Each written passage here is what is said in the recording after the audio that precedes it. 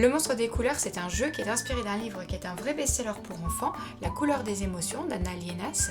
Ici, c'est un jeu d'Anna Lienas, de Joseph Alloué et de Dani Gomez. C'est un livre qui est extrêmement lu dans les écoles, que les enfants connaissent par cœur, et un jeu qu'ils ont l'habitude aussi d'utiliser en classe. Mais on ne l'utilise pas qu'en classe, évidemment, c'est un jeu qu'on peut jouer aussi à la maison.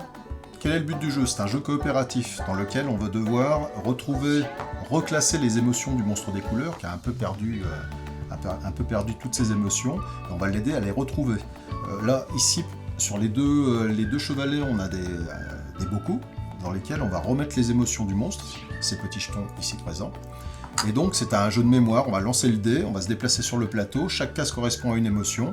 Lorsqu'on arrive sur une des cases, on va dire quelque chose qui est en rapport à cette émotion. Donc là, par exemple, c'est la joie, donc on a une phrase, un mot, ça peut être très court comme très long, il y a une totale liberté là-dessus. Ensuite, c'est là qu'on va justement prendre le jeton et tenter de retrouver le bocal qui correspond à la couleur de l'émotion qui est là.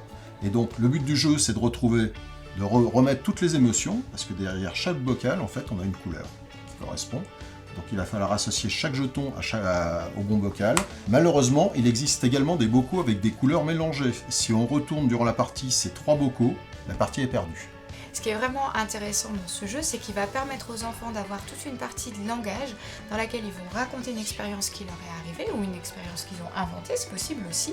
Et cette expérience, ils vont pouvoir la qualifier en fait, la catégoriser parmi tous les sentiments qu'a rencontré le monstre dans l'histoire. C'est-à-dire qu'ils vont être capables de dire que ce qui leur est arrivé, c'est quelque chose qui s'apparente à de la joie, ou à de la tristesse, ou à du bonheur.